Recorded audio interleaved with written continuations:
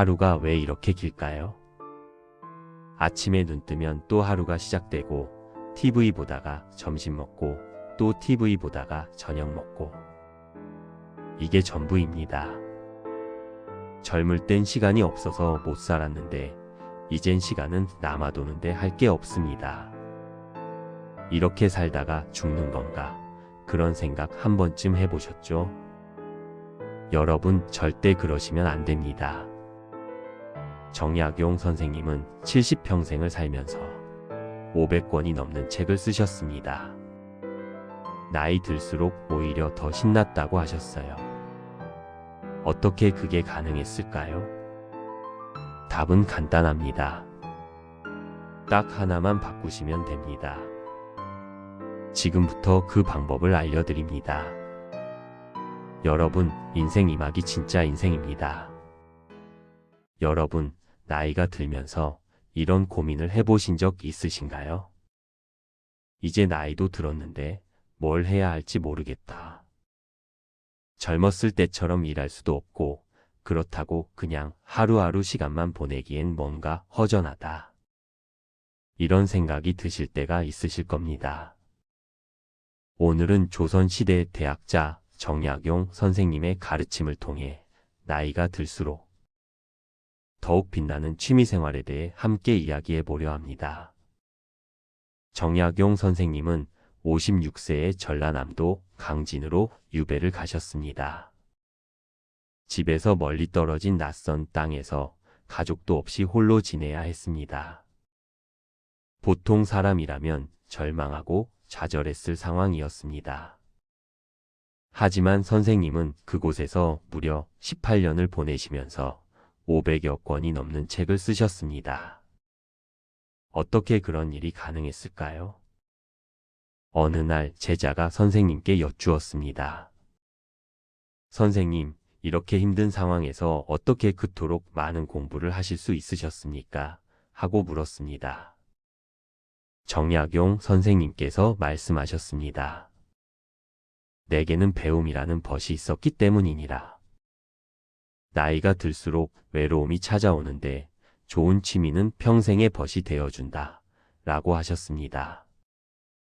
여러분, 여기서 중요한 깨달음이 있습니다. 취미란 단순히 시간을 때우는 것이 아닙니다. 진정한 취미는 우리 마음의 생기를 불어넣고 삶의 의미를 되찾아주는 소중한 친구입니다.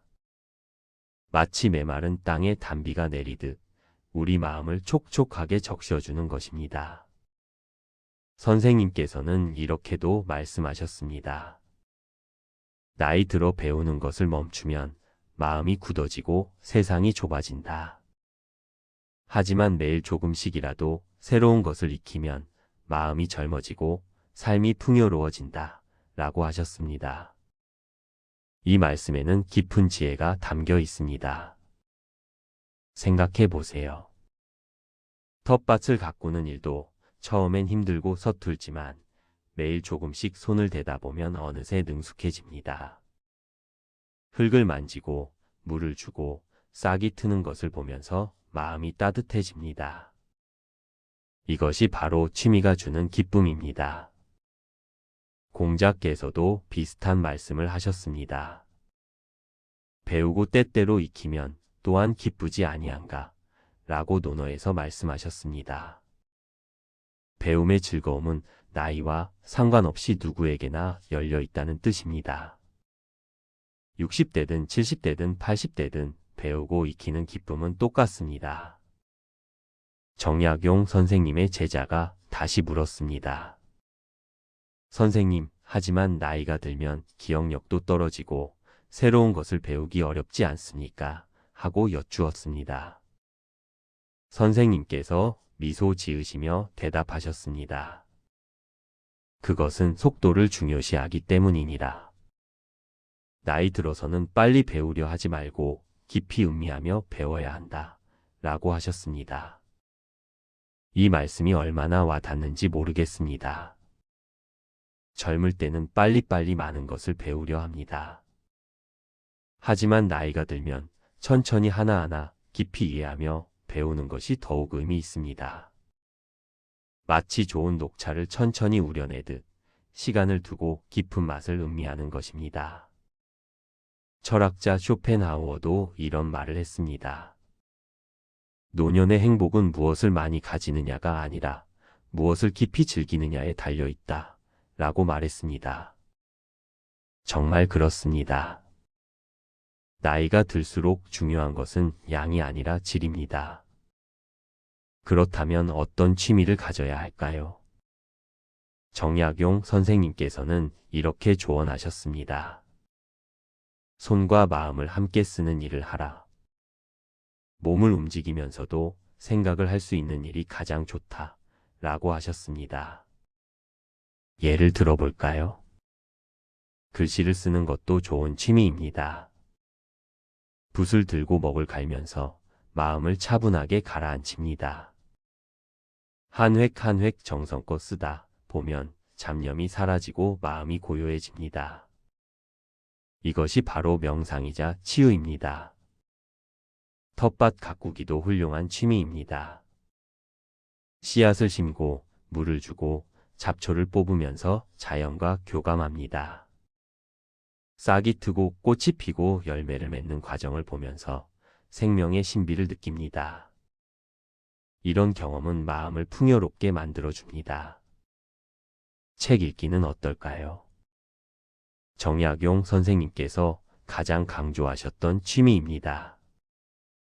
책은 시간과 공간을 뛰어넘어 수많은 사람들과 대화할 수 있게 해줍니다.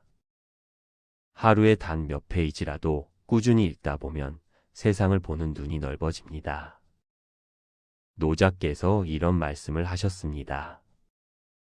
천리길도 한 걸음부터 시작된다. 라고 도덕경에서 가르치셨습니다. 취미도 마찬가지입니다. 거창하게 시작할 필요가 없습니다. 오늘 딱 한 가지만 해보세요. 아침에 일어나서 창문을 열고 새소리를 들어보세요. 그리고 새들의 울음소리를 귀 기울여 듣는 것, 이것도 훌륭한 취미가 될 수 있습니다. 산책을 하면서 나무와 꽃을 관찰하는 것도 좋습니다. 손자, 손녀에게 옛날 이야기를 들려주는 것도 멋진 취미입니다. 정약용 선생님의 또 다른 제자가 물었습니다. 선생님, 제가 이제 70이 넘었는데 새로운 것을 시작하기엔 너무 늦은 것 아닙니까? 하고 여쭈었습니다. 선생님께서 단호하게 말씀하셨습니다. 늦었다고 생각할 때가 가장 빠른 때니라. 지금 시작하지 않으면 내일은 오늘보다 하루 더 늙은 것뿐이다. 라고 하셨습니다. 이 말씀이 가슴에 와닿습니다. 우리는 자주 이렇게 생각합니다. 이제 나이도 많은데 뭘 이제 와서 새로운 걸 배워서 뭐하나. 하지만 그것은 스스로를 가두는 생각입니다. 간디께서도 비슷한 말씀을 하셨습니다. 내일 죽을 것처럼 살되 영원히 살 것처럼 배워라 라고 하셨습니다. 나이는 숫자일 뿐입니다. 중요한 것은 배우고자 하는 마음, 성장하고자 하는 열정입니다. 여러분, 혹시 이런 경험 있으신가요? 하루 종일 텔레비전만 보다가 저녁이 되면 왠지 모르게 허전하고 공허한 느낌. 시간은 갔는데 남는 게 없는 것 같은 느낌. 그것은 우리 마음이 보내는 신호입니다. 뭔가 의미 있는 일을 하고 싶다는 신호입니다. 철학자 빅터 프랭클은 죽음의 수용소에서라는 책에서 이렇게 말했습니다. 인간에게 가장 중요한 것은 삶의 의미를 찾는 것이다. 라고 했습니다. 취미는 바로 그 의미를 찾는 통로입니다. 작은 것이라도 좋습니다. 매일 무언가에 몰두할 수 있는 시간을 가지세요. 정약용 선생님께서는 유배지에서 이런 일과를 가지셨습니다. 새벽에 일어나 차를 마시며 명상을 하셨습니다. 아침에는 책을 읽고 글을 쓰셨습니다. 점심 후에는 산책을 하시며 자연을 관찰하셨습니다. 저녁에는 제자들과 학문을 논하셨습니다. 이렇게 규칙적인 생활 속에서 선생님은 평화와 기쁨을 찾으셨습니다. 힘든 유배 생활이었지만 오히려 가장 생산적이고 의미 있는 시간이 되었습니다. 이것이 바로 좋은 취미가 주는 힘입니다. 맹자께서도 이런 말씀을 하셨습니다. 마음을 기르는 데에는 욕심을 적게 하는 것보다 좋은 것이 없다 라고 하셨습니다. 취미는 욕심을 버리고 순수한 즐거움에 집중하게 만들어줍니다. 돈을 벌기 위한 것도 아니고 누군가에게 보이기 위한 것도 아닙니다. 오직 나 자신을 위한 순수한 즐거움입니다. 어르신들, 지금 이 순간부터 시작해 보세요. 너무 거창하게 생각하지 마세요. 작은 것 하나만 골라서 매일 조금씩 해보세요. 아침에 일기를 한 줄 쓰는 것도 좋습니다. 창밖 풍경을 스케치하는 것도 좋습니다. 좋아하는 노래를 부르는 것도 좋습니다. 손주들에게 줄 뜨개질을 하는 것도 좋습니다. 사진을 찍는 것도 좋습니다. 정약용 선생님의 마지막 가르침을 전해드립니다. 나이가 들수록 중요한 것은 얼마나 오래 사느냐가 아니라 얼마나 충만하게 사느냐다. 하루하루를 의미 있게 채워가는 사람만이 진정한 행복을 누린다. 라고 하셨습니다. 여러분, 오늘부터 시작하세요. 딱 하나만 정해서 매일 30분이라도 그 일에 몰두해 보세요. 처음엔 서툴고 어색할 수 있습니다. 하지만 한 달이 지나고 석 달이 지나고 1년이 지나면 여러분은 놀라운 변화를 경험하실 겁니다. 마음이 한결 가벼워지고 하루하루가 기대되고 삶의 활력이 생기는 것을 느끼실 겁니다. 이것이 바로 정약용 선생님께서 말씀하신 나이 들수록 빛나는 취미의 힘입니다. 여러분 모두 자신만의 소중한 취미를 찾으시고 행복하고 충만한 노년을 보내시길 진심으로 기원합니다. 나이가 들수록 무엇을 하며 시간을 보내야 할지 막막하게 느껴지신 적 있으신가요? 자녀들은 다 컸고 은퇴 후 홀로 남은 시간이 길게만 느껴질 때가 있습니다. 오늘은 조선시대 최고의 실학자 정약용 선생님께서 제자에게 들려주신 이야기를 통해 나이 들어서도 평생 즐겁게 살아갈 수 있는 취미의 지혜를 함께 나눠보겠습니다. 어느 봄날 정약용 선생님의 서재에 한 제자가 찾아왔습니다. 제자가 근심 가득한 얼굴로 물었습니다. 선생님, 저희 아버지께서 관직에서 물러나신 뒤로 매일 한숨만 쉬십니다. 무엇을 하며 지내야 할지 모르겠다고 하십니다. 어떻게 도와드려야 할까요? 정약용 선생님께서 창밖을 바라보시며 천천히 말씀하셨습니다. 자네 아버지께서는 평생 나라를 위해 일하셨으니 지금은 자신을 위한 시간을 가져야 할 때일세 하고 말입니다. 그러면서 선생님께서는 한 가지 이야기를 들려주셨습니다. 내가 유배 생활을 할 때 처음에는 세상에서 버림받았다는 괴로움으로 하루하루가 고통스러웠네. 그런데 문득 깨달았지. 이 시간을 어떻게 쓰느냐는 오로지 나의 선택이라는 것을 이라고 하셨습니다. 정약용 선생님께서는 유배지에서 500권이 넘는 책을 저술하셨습니다. 목민심서, 경세유표, 흠음신서 같은 위대한 책들을 그 어려운 시기에 쓰셨습니다. 선생님께서 제자에게 말씀하셨습니다. 사람은 배우고 익히는 것을 멈추는 순간 늙어가기 시작한다네. 나이가 들수록 더욱 정신을 맑게 하고 마음을 풍요롭게 하는 취미가 필요하다네 라고 하셨습니다. 제자가 다시 물었습니다. 그렇다면 선생님, 어떤 취미가 좋을까요? 무엇을 하며 시간을 보내야 할까요? 정약용 선생님께서 미소를 지으시며 답하셨습니다. 자네 집 뒷뜰에 있는 정원을 보게나 저 작은 텃밭에 무와 배추가 자라고 있지 않은가. 저것을 보살피는 일도 훌륭한 취미일세 라고 말씀하셨습니다. 흙을 만지고 씨앗을 심고 물을 주는 일, 그 과정에서 자연의 이치를 배우게 되고 생명이 자라는 기쁨을 느끼게 된다네.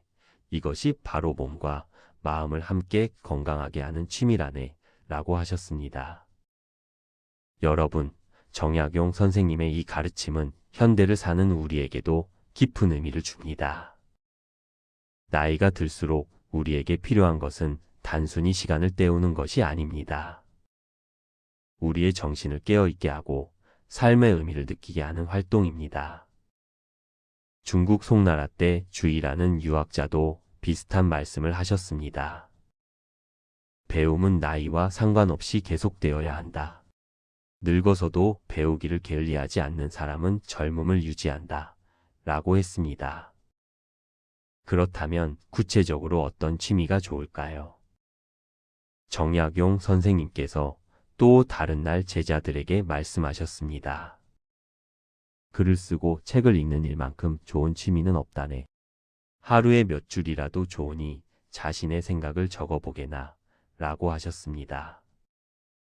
선생님께서는 매일 아침 일기를 쓰셨고 자신의 경험과 생각을 정리하셨습니다. 이것은 단순히 기록이 아니었습니다.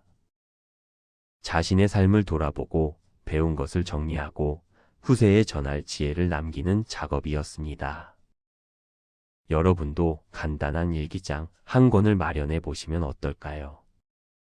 오늘 하루 무엇을 보고 느꼈는지, 손자, 손녀와 나눈 이야기는 무엇인지, 마음속에 떠오른 생각은 무엇인지 적어보는 것입니다. 글씨가 서툴러도 괜찮습니다. 문장이 매끄럽지 않아도 좋습니다. 중요한 것은 자신의 생각을 정리하고 표현하는 그 과정 자체입니다. 철학자 몽테뉴는 글을 쓰는 것은 자신과 대화하는 것이다 라고 말했습니다. 글을 쓰면서 우리는 자신의 내면을 들여다보게 되고 삶의 의미를 발견하게 됩니다. 정약용 선생님께서는 또 다른 취미에 대해서도 말씀하셨습니다. 벗들과 함께 모여 이야기를 나누는 것, 이것도 매우 중요한 취미라고 하셨습니다. 홀로 있으면 마음이 좁아지고 생각이 굳어지기 쉽다네. 좋은 벗들과 차를 마시며 세상 이야기를 나누고 옛 성현의 가르침을 토론하는 것, 이것이야말로 정신을 맑게 하는 최고의 취미라네 라고 하셨습니다. 여러분, 혹시 오랫동안 연락하지 못했던 친구가 계신가요? 용기를 내어 전화 한 통을 걸어보시는 것은 어떨까요? 함께 공원을 산책하거나 차 한잔 나누며 이야기를 나누는 시간을 가져보시기 바랍니다. 외로움이 사라지고 마음이 한결 가벼워지는 것을 느끼실 겁니다. 선생님께서는 손자들에게도 말씀하셨습니다. 할아버지가 되어서도 배움을 멈추지 않으니 너희들도 평생 배우는 사람이 되거라. 나는 지금도 매일 새로운 것을 배우고 있단다. 라고 하셨습니다. 80이 넘은 나이에도 천문학을 공부하시고 의학서를 읽으시고 농사법을 연구하셨습니다. 이것이 바로 정약용 선생님께서 평생 정신적으로 젊음을 유지하신 비결이었습니다. 그렇다면 또 어떤 취미들이 있을까요? 그림을 그리는 것도 훌륭한 취미입니다. 꼭 잘 그려야 하는 것은 아닙니다. 창밖에 보이는 나무 한 그루, 화분에 핀 꽃 한 송이를 종이에 옮겨보는 것만으로도 충분합니다. 그리는 동안에는 오로지 그 대상에만 집중하게 되니 잡념이 사라지고 마음이 평온해집니다. 악기를 배우는 것도 좋습니다. 나이가 들어서 악기를 배우기는 늦었다고 생각하시나요? 전혀 그렇지 않습니다. 간단한 리코더나 하모니카부터 시작해 보세요. 음악을 연주하는 동안 우리의 뇌는 활발하게 움직이고 마음은 기쁨으로 가득 찹니다. 정약용 선생님께서 제자에게 마지막으로 당부하셨습니다. 무엇보다 중요한 것은 그 취미가 자네에게 기쁨을 주어야 한다는 것일세. 억지로 하는 것이 아니라 즐거워서 하는 것. 시간 가는 줄 모르고 몰두할 수 있는 것. 그것이 진정한 취미라네. 라고 하셨습니다. 여러분께 권해드리고 싶은 것이 있습니다. 오늘 당장 작은 것 하나를 시작해 보시기 바랍니다. 공책 한 권을 사서 오늘의 생각을 적어 보시거나, 화분 하나를 마련해서 꽃씨를 심어 보시거나, 오래된 친구에게 전화를 걸어 보시는 것입니다. 시작이 반이라는 말이 있듯이 첫 걸음만 내디디면 그 다음은 자연스럽게 이어집니다. 논어에는 이런 말이 있습니다. 배우고 때때로 익히면 또한 기쁘지 아니한가 라고 공자께서 말씀하셨습니다. 배움과 취미는 나이와 상관없이 우리에게 기쁨을 줍니다. 정약용 선생님께서는 70이 넘어서도 매일 아침 일찍 일어나 책상 앞에 앉으셨습니다. 붓을 들고 글을 쓰시고 책을 펼쳐 읽으시며 하루를 시작하셨습니다. 그 모습을 본 제자들은 선생님께 물었습니다. 선생님, 이미 많은 것을 이루셨는데 왜 여전히 그렇게 열심히 공부하십니까? 선생님께서 답하셨습니다. 배움에는 끝이 없고 알아가는 즐거움은 나이가 들수록 더욱 깊어진다네. 내가 공부하는 것은 누군가에게 보여주기 위함이 아니라 나 자신이 행복하기 때문이라네. 라고 하셨습니다. 여러분, 이것이 바로 우리가 배워야 할 가장 중요한 가르침입니다. 취미는 다른 사람을 위한 것이 아닙니다. 오로지 나 자신의 행복과 만족을 위한 것입니다. 남들이 뭐라 하든 늦었다고 생각하든 중요한 것은 내가 즐겁고 행복한가입니다. 정약용 선생님의 목민심서에는 이런 구절이 있습니다. 백성을 다스리는 사람은 먼저 자신을 다스려야 한다. 자신의 마음이 평안해야 다른 사람도 편안하게 할 수 있다. 라고 하셨습니다. 이것은 우리의 삶에도 그대로 적용됩니다. 자신이 먼저 행복해야 가족도 행복하게 할 수 있습니다. 좋은 취미를 가지고 즐겁게 사는 어르신의 모습은 자녀들에게도 큰 가르침이 됩니다. 손자, 손녀들도 할아버지, 할머니께서 활기차게 사시는 모습을 보며 배웁니다. 나이가 들어도 계속 성장하고 배우며 살아갈 수 있다는 것을 보여주는 것입니다. 여러분, 오늘 이 시간 이후에는 이렇게 생각해 보시면 어떨까요? 나에게는 아직 시간이 있고 배울 것이 많고 즐길 수 있는 것들이 주변에 가득하다고 말입니다. 정약용 선생님께서 마지막으로 제자에게 하신 말씀이 있습니다. 인생은 죽는 날까지 배우고 성장하는 여정이라네. 나이가 들었다고 멈춰서는 안 되네. 오히려 지금이야말로 진정으로 자신을 위해 살아갈 수 있는 귀한 시간이라네. 라고 하셨습니다. 여러분께서도 오늘부터 자신만의 취미를 찾아보시기를 바랍니다. 작은 것부터 시작하시되 꾸준히 이어가시기 바랍니다. 그 작은 시작이 여러분의 남은 인생을 풍요롭고 행복하게 만들어줄 것입니다. 정약용 선생님의 지혜가 여러분의 삶의 빛이 되기를 바랍니다. 여러분, 나이가 들수록 이런 생각을 하실 때가 있지 않으신가요? 이제 할 일도 없는데 남은 시간을 어떻게 보내야 할까? 텔레비전만 보다가 하루가 가고 그저 시간만 때우며 살고 있는 건 아닐까? 이런 마음이 드실 때면 가슴 한편이 허전하고 공허해지는 것을 느끼실 겁니다. 하지만 여러분, 조선시대의 위대한 실학자 정약용 선생님께서는 이렇게 말씀하셨습니다. 사람은 죽는 날까지 배우고 익혀야 한다. 라고요. 그분은 또한 이렇게도 가르치셨습니다. 늙어서도 배움을 멈추지 않으면 마음은 늘 젊고 생기가 넘친다. 라고 말입니다. 어느 날 정약용 선생님의 제자 한 분이 스승님께 여쭈었습니다. 선생님, 저도 이제 60을 훌쩍 넘겼습니다. 몸도 예전 같지 않고 기력도 떨어집니다. 이제는 그저 조용히 쉬면서 살아야 하는 것 아닐까요? 정약용 선생님께서는 제자를 따뜻하게 바라보시며 천천히 말씀하셨습니다. 그대는 지금 쉬는 것과 멈추는 것을 혼동하고 있구나. 몸은 쉬어도 되지만 마음까지 멈춰서는 안 되느니라. 제자가 고개를 갸우뚱하며 다시 물었습니다. 마음을 멈추지 말라니요? 그게 무슨 뜻인지 잘 모르겠습니다. 선생님께서 창밖의 정원을 가리키시며 이렇게 말씀하셨습니다. 저 정원의 나무들을 보아라.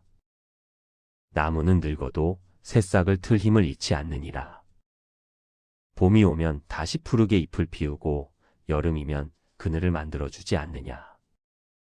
사람의 마음도 이와 같아야 한다. 여러분, 이 가르침이 바로 오늘 우리가 함께 나눌 이야기의 핵심입니다. 오키스트레이티드 다이얼로그 스트럭처 투 익스플로 쟁 X-YONGS 하비즈 미닝펄리 좋은 시작입니다. 이제 정약용의 실제 경험과 취미 활동의 구체적인 의미로 들어가야 합니다. 문답 형식을 계속 활용하면서 자연스럽게 전개하겠습니다. 나이가 들어서도 마음의 새싹을 틔우는 것, 그것이 바로 의미 있는 취미 생활입니다. 정약용 선생님께서는 실제로 이 가르침을 몸소 실천하신 분입니다. 선생님께서는 40이 넘은 나이에 전라도 강진으로 유배를 가셨습니다. 무려 18년이라는 긴 세월을 낯선 땅에서 보내셔야 했죠. 하지만 선생님께서는 그 고된 시간 속에서도 배움을 멈추지 않으셨습니다. 아침 해가 뜨면 책을 펼치시고 밤이 깊도록 글을 쓰셨습니다. 의학책을 읽으시고 백성들의 병을 치료하는 방법을 연구하셨으며 농사에 관한 책을 쓰시며 백성들의 삶을 개선할 방법을 고민하셨습니다. 제자가 다시 여쭈었습니다. 선생님, 그런데 저 같은 평범한 사람은 선생님처럼 큰 학문을 할 수도 없고 책을 쓸 재주도 없습니다. 그럼 저는 어떻게 해야 할까요? 정약용 선생님께서 미소를 지으시며 대답하셨습니다. 배움이 꼭 책 속에만 있는 것이 아니니라. 꽃을 가꾸는 것도 배움이요. 글씨를 쓰는 것도 배움이며 악기를 다루는 것도 배움이니라. 중요한 것은 그 일에 마음을 담고 정성을 기울이는 것이니라. 여러분, 이 말씀이 얼마나 깊은 의미를 담고 있는지 아시겠습니까? 취미란 단순히 시간을 때우는 활동이 아닙니다. 그것은 우리 마음의 생기를 불어넣고 삶의 의미를 더해주는 소중한 친구입니다. 텃밭에 상추를 심고 매일 물을 주며 자라는 모습을 지켜보는 것. 이것이 바로 생명의 신비를 배우는 과정입니다. 붓을 들고 천천히 글씨를 쓰며 마음을 가라앉히는 것. 이것이 바로 내면의 평화를 찾는 수행입니다. 손자, 손녀에게 옛날 이야기를 들려주며 함께 웃는 것. 이것이 바로 지혜를 나누고 사랑을 전하는 귀한 시간입니다. 정약용 선생님께서는 이렇게 가르치셨습니다. 작은 일이라도 정성을 다하면 큰 기쁨이 되고 하찮은 배움이라도 꾸준히 하면 큰 지혜가 된다. 라고 말입니다. 선생님께서 강진에서 지내실 때의 일화가 있습니다. 어느 날 한 노인이 선생님을 찾아와 한탄하며 말했습니다. 선생님, 저는 이제 70이 넘었습니다. 배우기엔 너무 늙었고 새로운 것을 시작하기엔 시간이 없습니다. 정약용 선생님께서 그 노인의 손을 잡으시며 이렇게 말씀하셨습니다. 그대가 오늘 씨앗을 심으면 내일은 싹이 트고 모레는 잎이 자라나느니라. 비록 열매를 보지 못한다 해도 그 자라나는 과정 자체가 기쁨이 아니겠는가. 여러분, 이 말씀 속에 얼마나 큰 위로가 담겨 있습니까? 우리는 종종 결과만을 생각합니다. 이걸 배워서 뭐하나, 이제 와서 시작해서 무슨 소용이 있나, 라고 생각하죠. 하지만 진정한 기쁨은 결과가 아니라 과정 속에 있습니다. 오늘 새로운 것을 하나 배우는 그 순간의 설렘. 어제보다 조금 나아진 자신을 발견하는 그 기쁨. 무언가에 몰두하며 시간 가는 줄 모르는 그 충만함. 바로 이것이 취미가 우리에게 주는 가장 큰 선물입니다. 노자는 천리 길도 한 걸음부터 시작된다 라고 했습니다. 여러분이 오늘 시작하는 그 한 걸음이 내일의 기쁨으로 이어지는 것입니다. 그렇다면 구체적으로 어떤 취미가 좋을까요?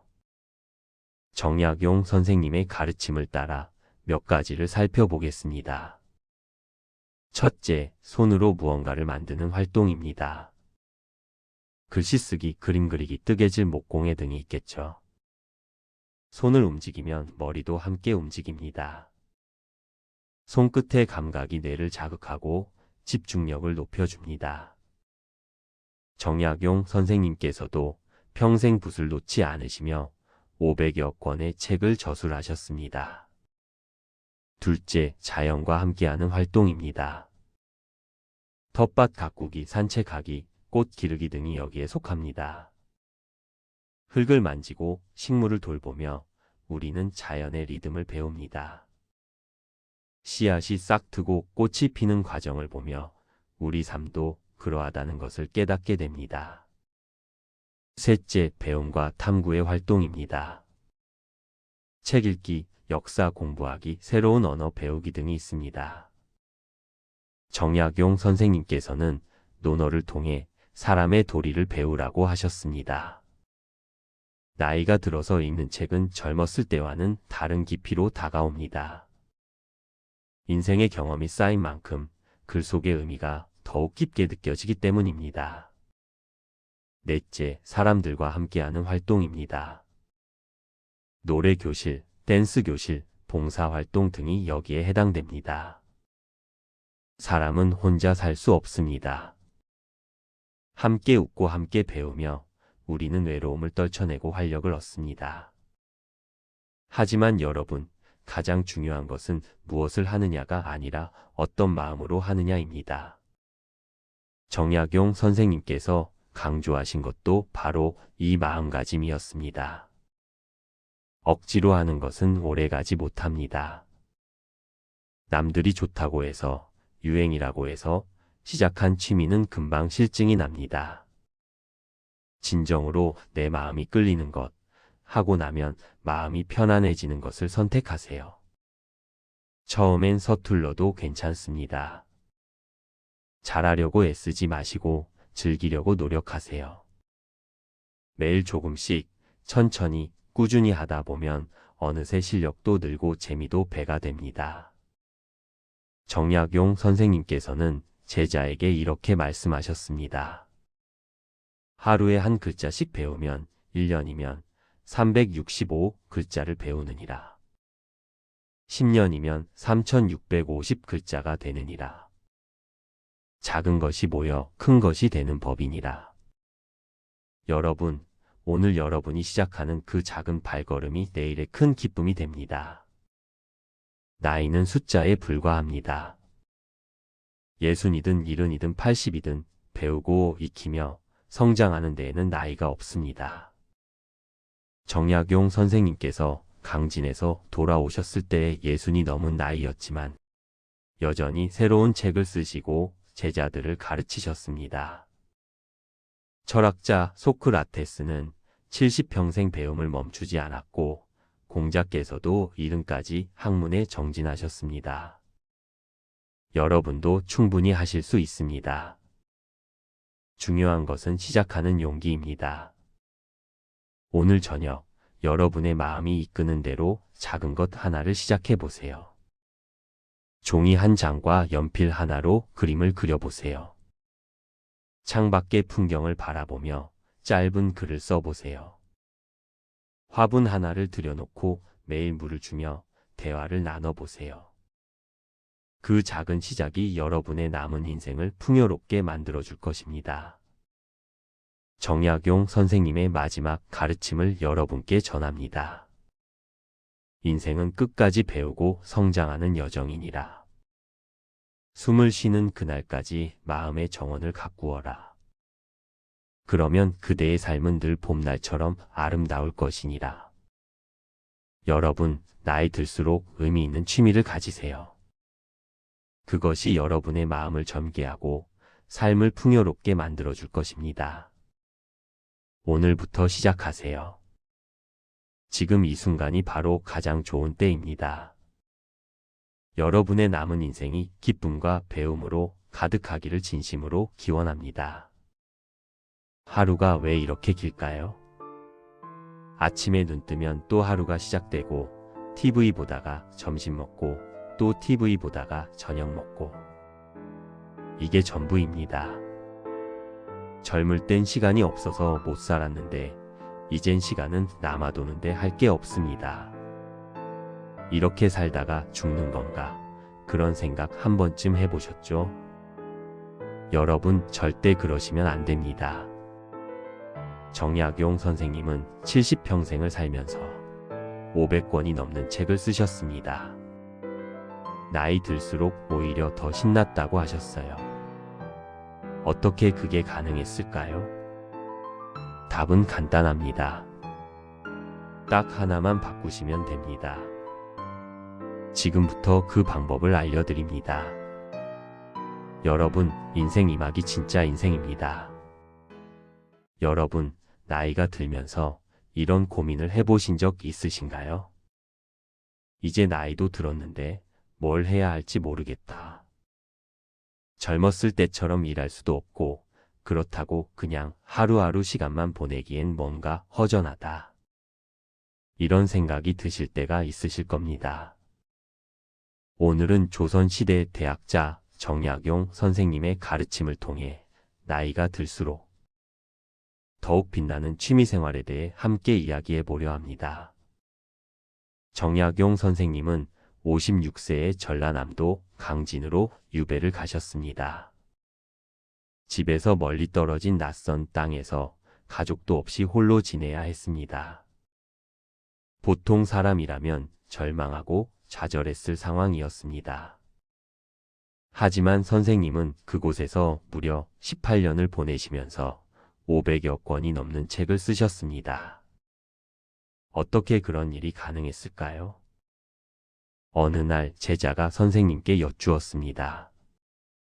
선생님, 이렇게 힘든 상황에서 어떻게 그토록 많은 공부를 하실 수 있으셨습니까? 하고 물었습니다. 정약용 선생님께서 말씀하셨습니다. 내게는 배움이라는 벗이 있었기 때문이니라. 나이가 들수록 외로움이 찾아오는데 좋은 취미는 평생의 벗이 되어준다. 라고 하셨습니다. 여러분, 여기서 중요한 깨달음이 있습니다. 취미란 단순히 시간을 때우는 것이 아닙니다. 진정한 취미는 우리 마음의 생기를 불어넣고 삶의 의미를 되찾아주는 소중한 친구입니다. 마치 메마른 땅에 단비가 내리듯 우리 마음을 촉촉하게 적셔주는 것입니다. 선생님께서는 이렇게도 말씀하셨습니다. 나이 들어 배우는 것을 멈추면 마음이 굳어지고 세상이 좁아진다. 하지만 매일 조금씩이라도 새로운 것을 익히면 마음이 젊어지고 삶이 풍요로워진다. 라고 하셨습니다. 이 말씀에는 깊은 지혜가 담겨 있습니다. 생각해 보세요. 텃밭을 가꾸는 일도 처음엔 힘들고 서툴지만 매일 조금씩 손을 대다 보면 어느새 능숙해집니다. 흙을 만지고 물을 주고 싹이 트는 것을 보면서 마음이 따뜻해집니다. 이것이 바로 취미가 주는 기쁨입니다. 공자께서도 비슷한 말씀을 하셨습니다. 배우고 때때로 익히면 또한 기쁘지 아니한가 라고 논어에서 말씀하셨습니다. 배움의 즐거움은 나이와 상관없이 누구에게나 열려 있다는 뜻입니다. 60대든 70대든 80대든 배우고 익히는 기쁨은 똑같습니다. 정약용 선생님의 제자가 다시 물었습니다. 선생님, 하지만 나이가 들면 기억력도 떨어지고 새로운 것을 배우기 어렵지 않습니까? 하고 여쭈었습니다. 선생님께서 미소 지으시며 대답하셨습니다. 그것은 속도를 중요시하기 때문이니라. 나이 들어서는 빨리 배우려 하지 말고 깊이 음미하며 배워야 한다. 라고 하셨습니다. 이 말씀이 얼마나 와닿는지 모르겠습니다. 젊을 때는 빨리빨리 많은 것을 배우려 합니다. 하지만 나이가 들면 천천히 하나하나 깊이 이해하며 배우는 것이 더욱 의미 있습니다. 마치 좋은 녹차를 천천히 우려내듯 시간을 두고 깊은 맛을 음미하는 것입니다. 철학자 쇼펜하우어도 이런 말을 했습니다. 노년의 행복은 무엇을 많이 가지느냐가 아니라 무엇을 깊이 즐기느냐에 달려 있다. 라고 말했습니다. 정말 그렇습니다. 나이가 들수록 중요한 것은 양이 아니라 질입니다. 그렇다면 어떤 취미를 가져야 할까요? 정약용 선생님께서는 이렇게 조언하셨습니다. 손과 마음을 함께 쓰는 일을 하라. 몸을 움직이면서도 생각을 할 수 있는 일이 가장 좋다. 라고 하셨습니다. 예를 들어볼까요? 글씨를 쓰는 것도 좋은 취미입니다. 붓을 들고 먹을 갈면서 마음을 차분하게 가라앉힙니다. 한 획 한 획 정성껏 쓰다 보면 잡념이 사라지고 마음이 고요해집니다. 이것이 바로 명상이자 치유입니다. 텃밭 가꾸기도 훌륭한 취미입니다. 씨앗을 심고 물을 주고 잡초를 뽑으면서 자연과 교감합니다. 싹이 트고 꽃이 피고 열매를 맺는 과정을 보면서 생명의 신비를 느낍니다. 이런 경험은 마음을 풍요롭게 만들어줍니다. 책 읽기는 어떨까요? 정약용 선생님께서 가장 강조하셨던 취미입니다. 책은 시간과 공간을 뛰어넘어 수많은 사람들과 대화할 수 있게 해줍니다. 하루에 단 몇 페이지라도 꾸준히 읽다 보면 세상을 보는 눈이 넓어집니다. 노자께서 이런 말씀을 하셨습니다. 천리길도 한 걸음부터 시작된다.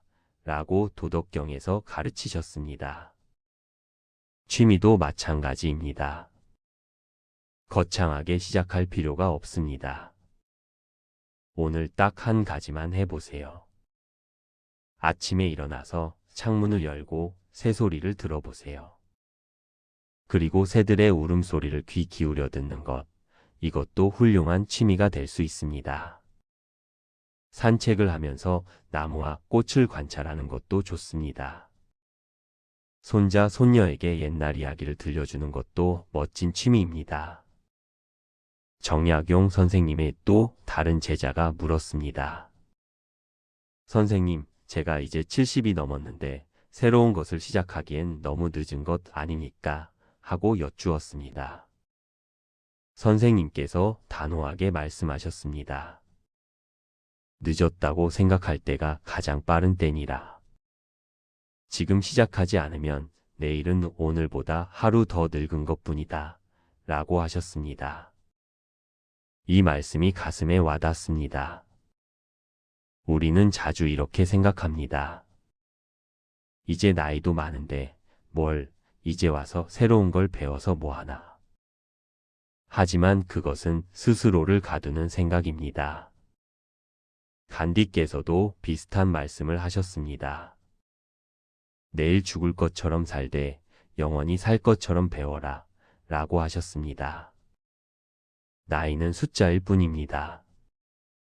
중요한 것은 배우고자 하는 마음, 성장하고자 하는 열정입니다. 여러분, 혹시 이런 경험 있으신가요? 하루 종일 텔레비전만 보다가 저녁이 되면 왠지 모르게 허전하고 공허한 느낌. 시간은 갔는데 남는 게 없는 것 같은 느낌. 그것은 우리 마음이 보내는 신호입니다. 뭔가 의미 있는 일을 하고 싶다는 신호입니다. 철학자 빅터 프랭클은 죽음의 수용소에서라는 책에서 이렇게 말했습니다. 인간에게 가장 중요한 것은 삶의 의미를 찾는 것이다. 라고 했습니다. 취미는 바로 그 의미를 찾는 통로입니다. 작은 것이라도 좋습니다. 매일 무언가에 몰두할 수 있는 시간을 가지세요. 정약용 선생님께서는 유배지에서 이런 일과를 가지셨습니다. 새벽에 일어나 차를 마시며 명상을 하셨습니다.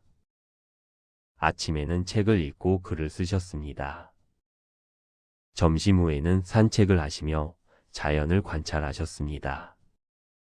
저녁에는 제자들과 학문을 논하셨습니다. 이렇게 규칙적인 생활 속에서 선생님은 평화와 기쁨을 찾으셨습니다. 힘든 유배 생활이었지만 오히려 가장 생산적이고 의미 있는 시간이 되었습니다. 이것이 바로 좋은 취미가 주는 힘입니다. 맹자께서도 이런 말씀을 하셨습니다. 마음을 기르는 데에는 욕심을 적게 하는 것보다 좋은 것이 없다. 라고 하셨습니다. 취미는 욕심을 버리고 순수한 즐거움에 집중하게 만들어줍니다. 돈을 벌기 위한 것도 아니고 누군가에게 보이기 위한 것도 아닙니다. 오직 나 자신을 위한 순수한 즐거움입니다. 어르신들, 지금 이 순간부터 시작해 보세요. 너무 거창하게 생각하지 마세요.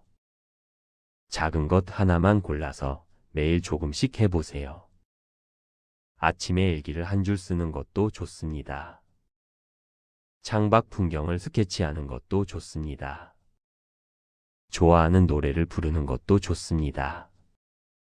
손주들에게 줄 뜨개질을 하는 것도 좋습니다. 사진을 찍는 것도 좋습니다. 정약용 선생님의 마지막 가르침을 전해드립니다. 나이가 들수록 중요한 것은 얼마나 오래 사느냐가 아니라 얼마나 충만하게 사느냐다. 하루하루를 의미 있게 채워가는 사람만이 진정한 행복을 누린다. 라고 하셨습니다. 여러분, 오늘부터 시작하세요.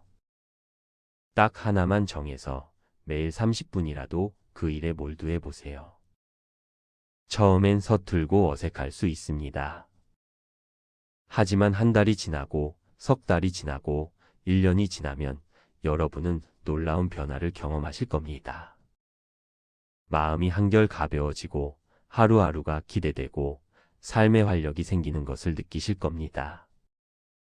이것이 바로 정약용 선생님께서 말씀하신 나이 들수록 빛나는 취미의 힘입니다. 여러분 모두 자신만의 소중한 취미를 찾으시고 행복하고 충만한 노년을 보내시길 진심으로 기원합니다. 나이가 들수록 무엇을 하며 시간을 보내야 할지 막막하게 느껴지신 적 있으신가요? 자녀들은 다 컸고 은퇴 후 홀로 남은 시간이 길게만 느껴질 때가 있습니다. 오늘은 조선시대 최고의 실학자 정약용 선생님께서 제자에게 들려주신 이야기를 통해 나이 들어서도 평생 즐겁게 살아갈 수 있는 취미의 지혜를 함께 나눠보겠습니다. 어느 봄날 정약용 선생님의 서재에 한 제자가 찾아왔습니다. 제자가 근심 가득한 얼굴로 물었습니다. 선생님, 저희 아버지께서 관직에서 물러나신 뒤로 매일 한숨만 쉬십니다. 무엇을 하며 지내야 할지 모르겠다고 하십니다. 어떻게 도와드려야 할까요? 정약용 선생님께서 창밖을 바라보시며 천천히 말씀하셨습니다. 자네 아버지께서는 평생 나라를 위해 일하셨으니 지금은 자신을 위한 시간을 가져야 할 때일세 하고 말입니다. 그러면서 선생님께서는 한 가지 이야기를 들려주셨습니다. 내가 유배 생활을 할 때 처음에는 세상에서 버림받았다는 괴로움으로 하루하루가 고통스러웠네. 그런데 문득 깨달았지. 이 시간을 어떻게 쓰느냐는 오로지 나의 선택이라는 것을 이라고 하셨습니다. 정약용 선생님께서는 유배지에서 500권이 넘는 책을 저술하셨습니다. 목민심서, 경세유표, 흠음신서 같은 위대한 책들을 그 어려운 시기에 쓰셨습니다. 선생님께서 제자에게 말씀하셨습니다. 사람은 배우고 익히는 것을 멈추는 순간 늙어가기 시작한다네. 나이가 들수록 더욱 정신을 맑게 하고 마음을 풍요롭게 하는 취미가 필요하다네 라고 하셨습니다. 제자가 다시 물었습니다. 그렇다면 선생님, 어떤 취미가 좋을까요? 무엇을 하며 시간을 보내야 할까요? 정약용 선생님께서 미소를 지으시며 답하셨습니다. 자네 집 뒤뜰에 있는 정원을 보게나 저 작은 텃밭에 무와 배추가 자라고 있지 않은가. 저것을 보살피는 일도 훌륭한 취미일세 라고 말씀하셨습니다. 흙을 만지고 씨앗을 심고 물을 주는 일, 그 과정에서 자연의 이치를 배우게 되고 생명이 자라는 기쁨을 느끼게 된다네. 이것이 바로 몸과 마음을 함께 건강하게 하는 취미라네 라고 하셨습니다. 여러분, 정약용 선생님의 이 가르침은 현대를 사는 우리에게도 깊은 의미를 줍니다. 나이가 들수록 우리에게 필요한 것은 단순히 시간을 때우는 것이 아닙니다. 우리의 정신을 깨어있게 하고 삶의 의미를 느끼게 하는 활동입니다. 중국 송나라 때 주이라는 유학자도 비슷한 말씀을 하셨습니다. 배움은 나이와 상관없이 계속되어야 한다. 늙어서도 배우기를 게을리하지 않는 사람은 젊음을 유지한다. 라고 했습니다. 그렇다면 구체적으로 어떤 취미가 좋을까요? 정약용 선생님께서 또 다른 날 제자들에게 말씀하셨습니다. 글을 쓰고 책을 읽는 일만큼 좋은 취미는 없다네. 하루에 몇 줄이라도 좋으니 자신의 생각을 적어보게나 라고 하셨습니다. 선생님께서는 매일 아침 일기를 쓰셨고 자신의 경험과 생각을 정리하셨습니다. 이것은 단순히 기록이 아니었습니다. 자신의 삶을 돌아보고 배운 것을 정리하고 후세에 전할 지혜를 남기는 작업이었습니다. 여러분도 간단한 일기장 한 권을 마련해 보시면 어떨까요? 오늘 하루 무엇을 보고 느꼈는지, 손자, 손녀와 나눈 이야기는 무엇인지, 마음속에 떠오른 생각은 무엇인지 적어보는 것입니다. 글씨가 서툴러도 괜찮습니다. 문장이 매끄럽지 않아도 좋습니다. 중요한 것은 자신의 생각을 정리하고 표현하는 그 과정 자체입니다. 철학자 몽테뉴는 글을 쓰는 것은 자신과 대화하는 것이다 라고 말했습니다. 글을 쓰면서 우리는 자신의 내면을 들여다보게 되고 삶의 의미를 발견하게 됩니다. 정약용 선생님께서는 또 다른 취미에 대해서도 말씀하셨습니다.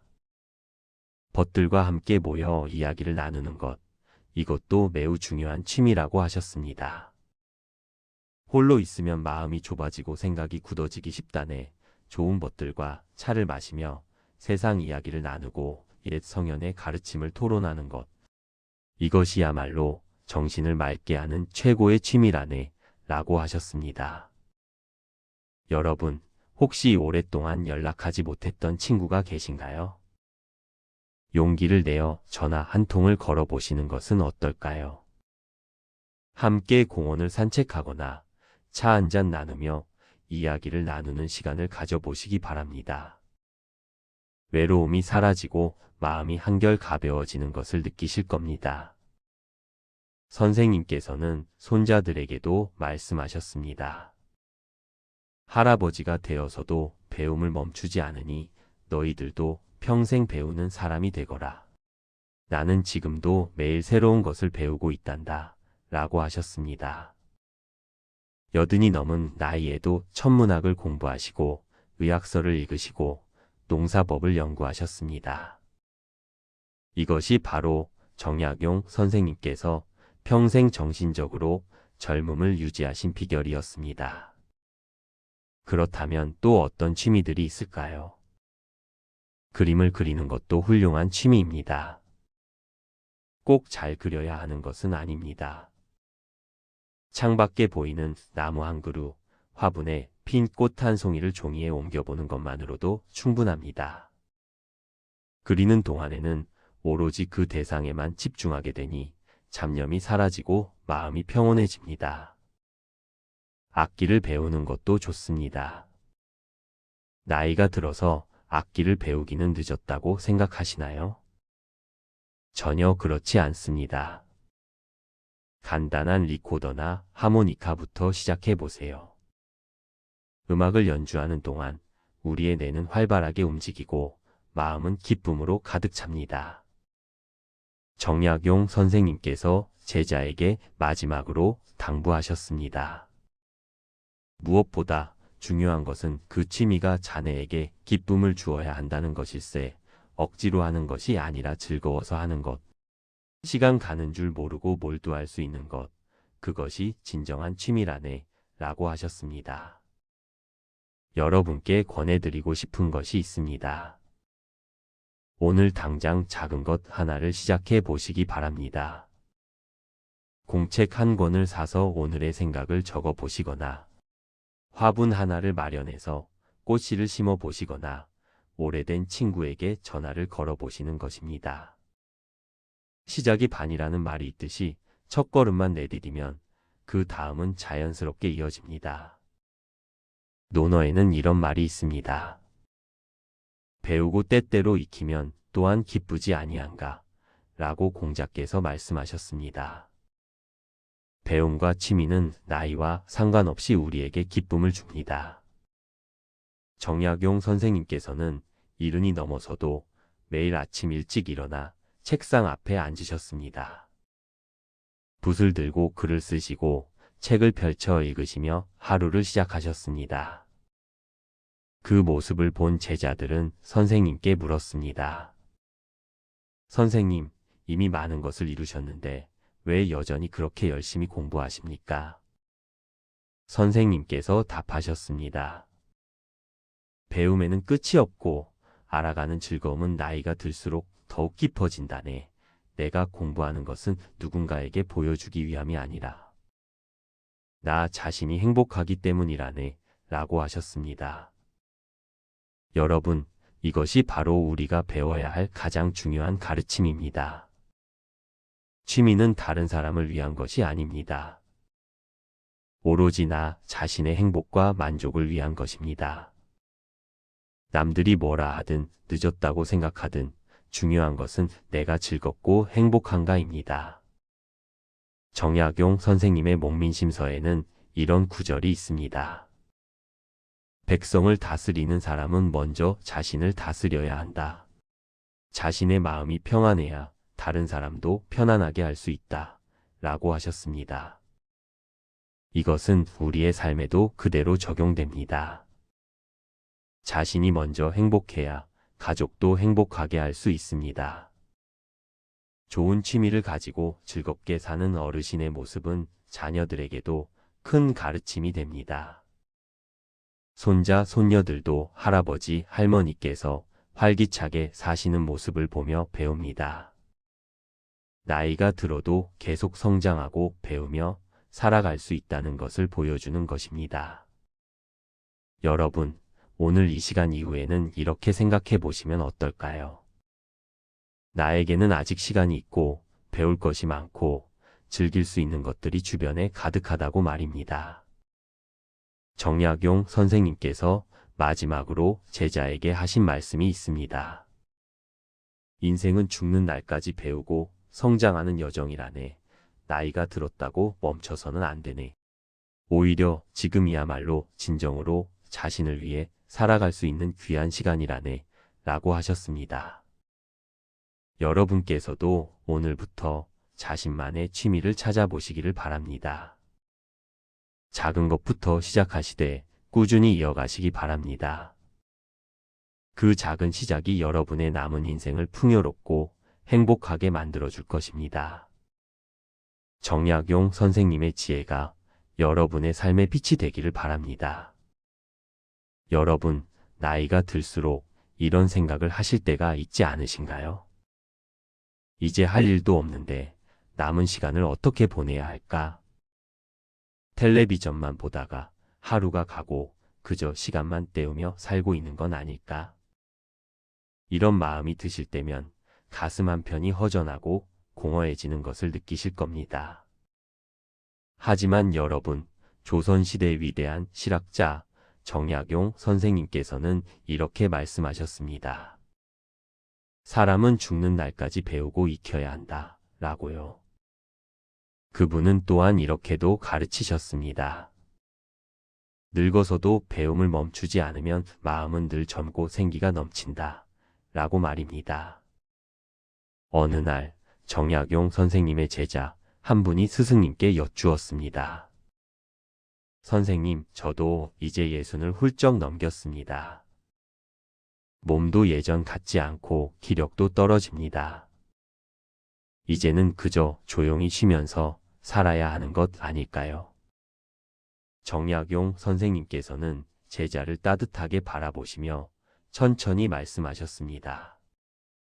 그대는 지금 쉬는 것과 멈추는 것을 혼동하고 있구나. 몸은 쉬어도 되지만 마음까지 멈춰서는 안 되느니라. 제자가 고개를 갸우뚱하며 다시 물었습니다. 마음을 멈추지 말라니요? 그게 무슨 뜻인지 잘 모르겠습니다. 선생님께서 창밖의 정원을 가리키시며 이렇게 말씀하셨습니다. 저 정원의 나무들을 보아라. 나무는 늙어도 새싹을 틀 힘을 잃지 않느니라. 봄이 오면 다시 푸르게 잎을 피우고 여름이면 그늘을 만들어주지 않느냐. 사람의 마음도 이와 같아야 한다. 여러분, 이 가르침이 바로 오늘 우리가 함께 나눌 이야기의 핵심입니다. 오키스트레이티드 다이얼로그 스트럭처 투 익스플로 쟁 X-YONGS 하비즈 미닝펄리 좋은 시작입니다. 이제 정약용의 실제 경험과 취미 활동의 구체적인 의미로 들어가야 합니다. 문답 형식을 계속 활용하면서 자연스럽게 전개하겠습니다. 나이가 들어서도 마음의 새싹을 틔우는 것, 그것이 바로 의미 있는 취미 생활입니다. 정약용 선생님께서는 실제로 이 가르침을 몸소 실천하신 분입니다. 선생님께서는 40이 넘은 나이에 전라도 강진으로 유배를 가셨습니다. 무려 18년이라는 긴 세월을 낯선 땅에서 보내셔야 했죠. 하지만 선생님께서는 그 고된 시간 속에서도 배움을 멈추지 않으셨습니다. 아침 해가 뜨면 책을 펼치시고 밤이 깊도록 글을 쓰셨습니다. 의학책을 읽으시고 백성들의 병을 치료하는 방법을 연구하셨으며 농사에 관한 책을 쓰시며 백성들의 삶을 개선할 방법을 고민하셨습니다. 제자가 다시 여쭈었습니다. 선생님, 그런데 저 같은 평범한 사람은 선생님처럼 큰 학문을 할 수도 없고 책을 쓸 재주도 없습니다. 그럼 저는 어떻게 해야 할까요?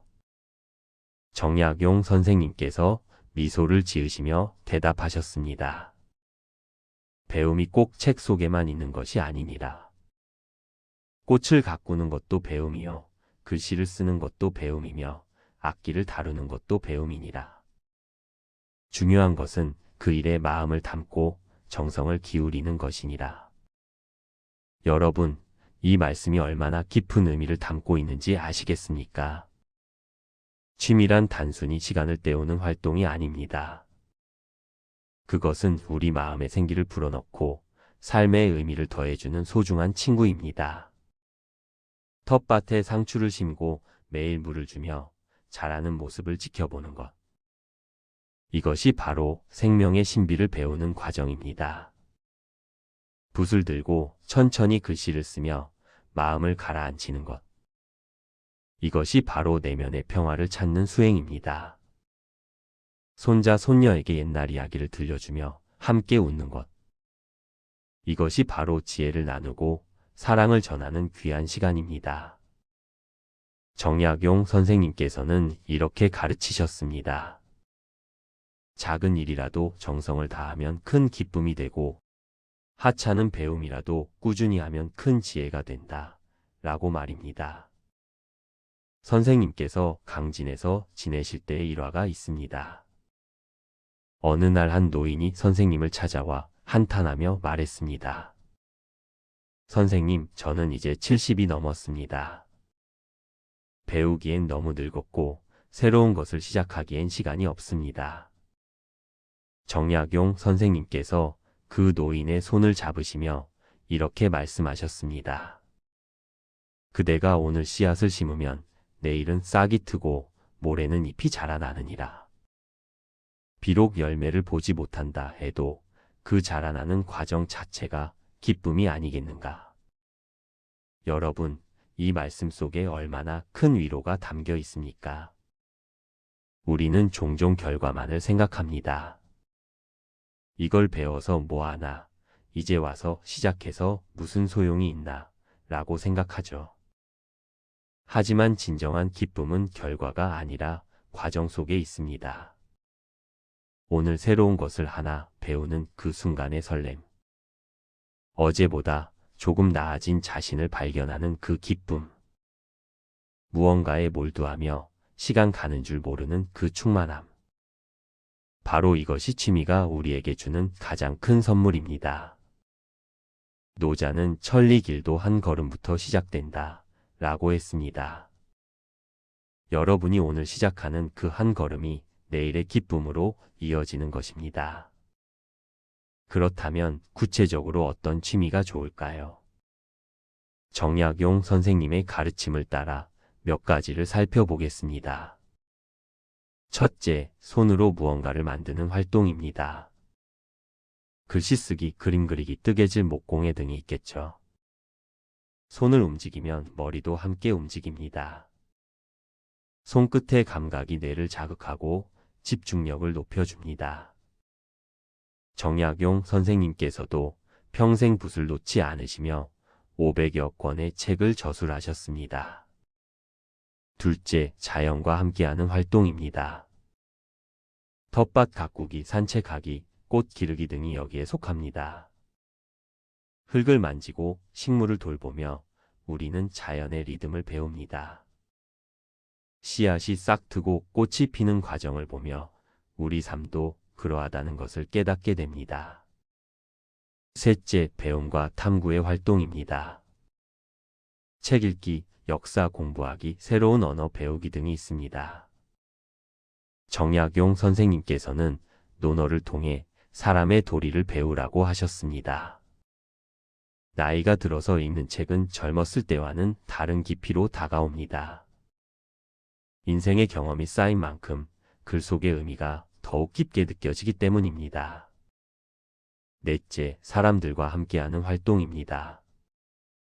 노래 교실, 댄스 교실, 봉사 활동 등이 여기에 해당됩니다. 사람은 혼자 살 수 없습니다. 함께 웃고 함께 배우며 우리는 외로움을 떨쳐내고 활력을 얻습니다. 하지만 여러분, 가장 중요한 것은 무엇을 하느냐가 아니라 어떤 마음으로 하느냐입니다. 정약용 선생님께서 강조하신 것도 바로 이 마음가짐이었습니다.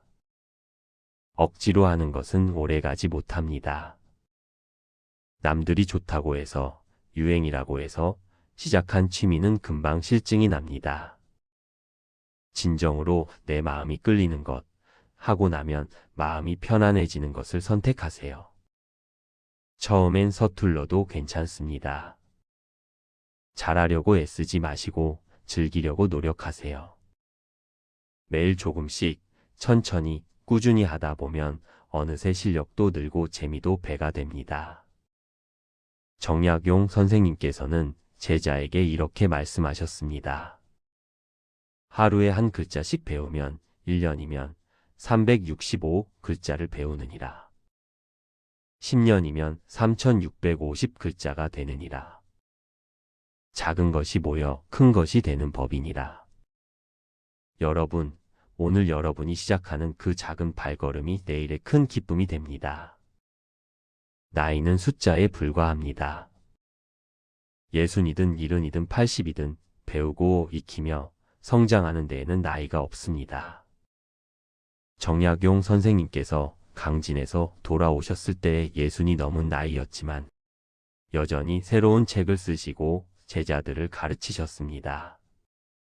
철학자 소크라테스는 70평생 배움을 멈추지 않았고 공자께서도 70까지 학문에 정진하셨습니다. 여러분도 충분히 하실 수 있습니다. 중요한 것은 시작하는 용기입니다. 오늘 저녁 여러분의 마음이 이끄는 대로 작은 것 하나를 시작해 보세요. 종이 한 장과 연필 하나로 그림을 그려보세요. 창밖의 풍경을 바라보며 짧은 글을 써보세요. 화분 하나를 들여놓고 매일 물을 주며 대화를 나눠보세요. 그 작은 시작이 여러분의 남은 인생을 풍요롭게 만들어줄 것입니다. 정약용 선생님의 마지막 가르침을 여러분께 전합니다. 인생은 끝까지 배우고 성장하는 여정이니라. 숨을 쉬는 그날까지 마음의 정원을 가꾸어라. 그러면 그대의 삶은 늘 봄날처럼 아름다울 것이니라. 여러분, 나이 들수록 의미 있는 취미를 가지세요. 그것이 여러분의 마음을 젊게하고 삶을 풍요롭게 만들어줄 것입니다. 오늘부터 시작하세요.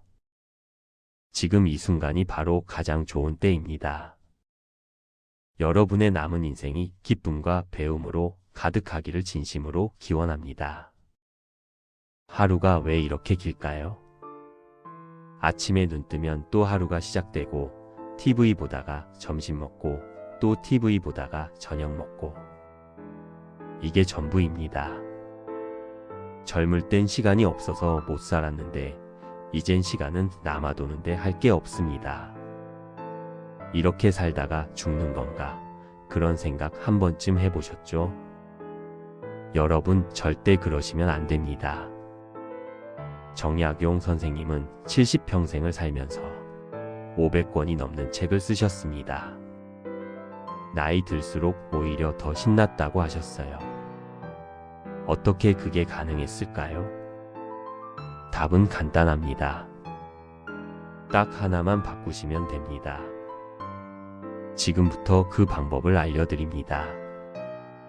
여러분, 인생 이막이 진짜 인생입니다. 여러분, 나이가 들면서 이런 고민을 해보신 적 있으신가요? 이제 나이도 들었는데 뭘 해야 할지 모르겠다. 젊었을 때처럼 일할 수도 없고 그렇다고 그냥 하루하루 시간만 보내기엔 뭔가 허전하다. 이런 생각이 드실 때가 있으실 겁니다.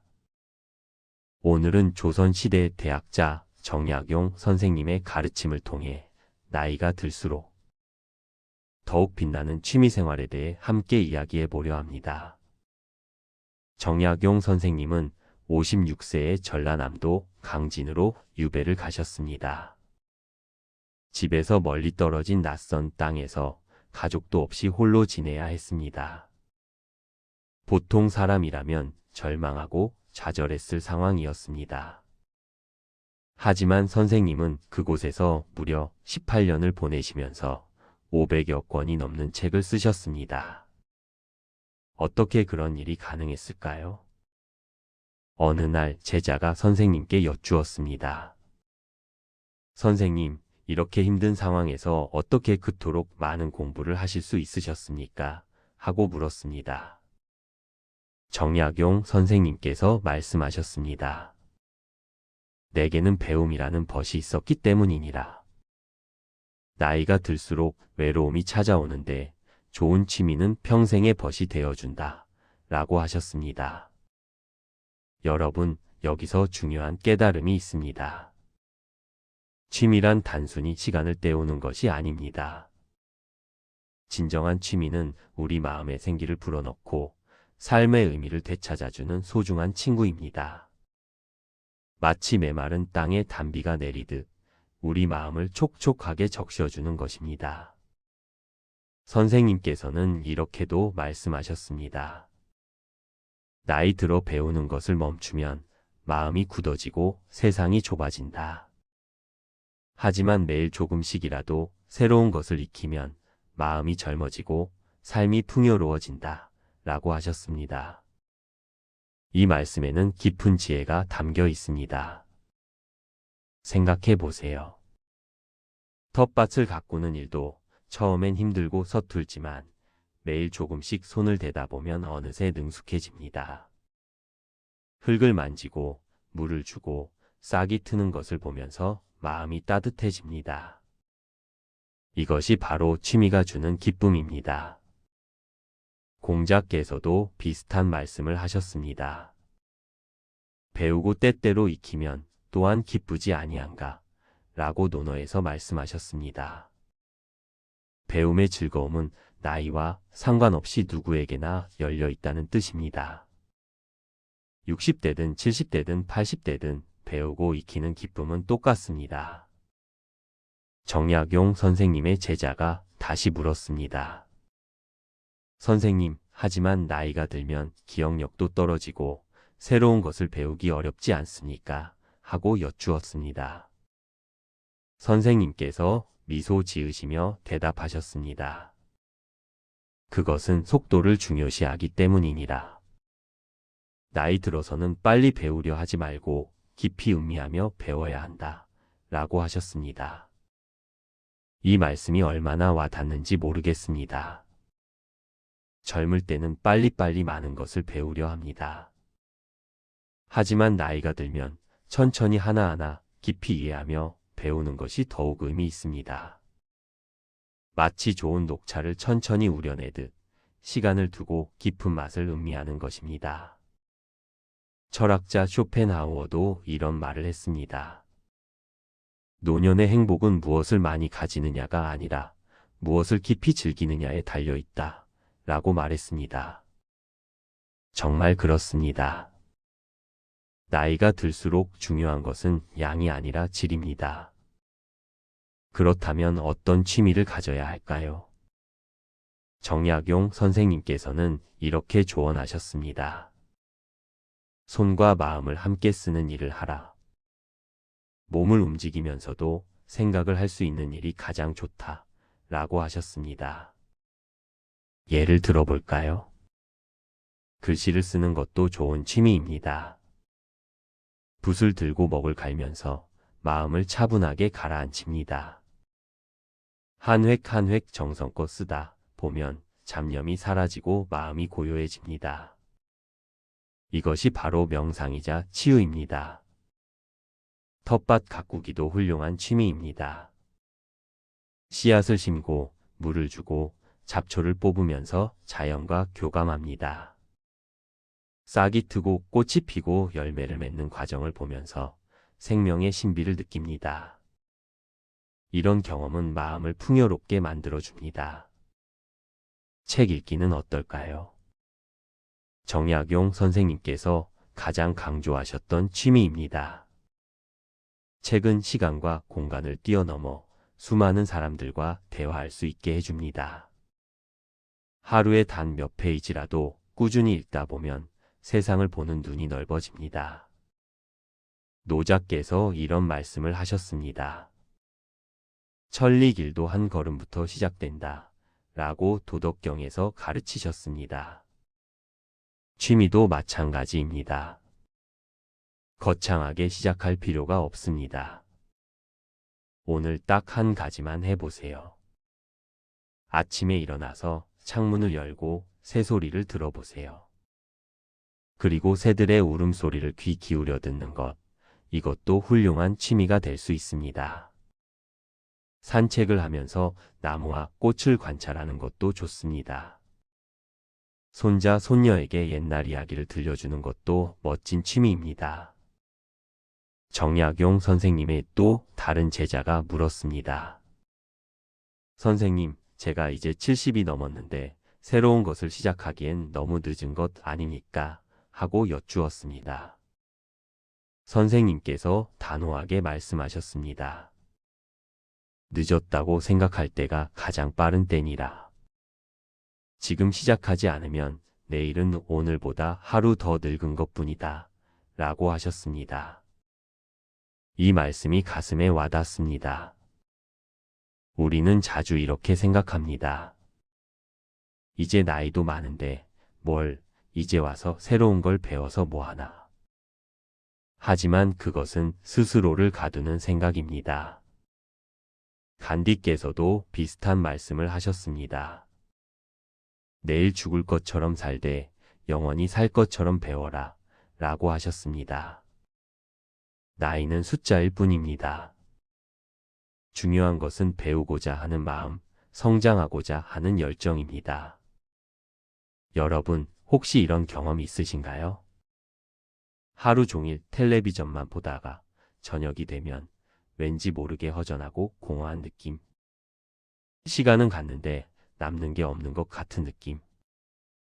그것은 우리 마음이 보내는 신호입니다. 뭔가 의미 있는 일을 하고 싶다는 신호입니다. 철학자 빅터 프랭클은 죽음의 수용소에서라는 책에서 이렇게 말했습니다. 인간에게 가장 중요한 것은 삶의 의미를 찾는 것이다. 라고 했습니다. 취미는 바로 그 의미를 찾는 통로입니다. 작은 것이라도 좋습니다. 매일 무언가에 몰두할 수 있는 시간을 가지세요. 정약용 선생님께서는 유배지에서 이런 일과를 가지셨습니다. 새벽에 일어나 차를 마시며 명상을 하셨습니다. 아침에는 책을 읽고 글을 쓰셨습니다.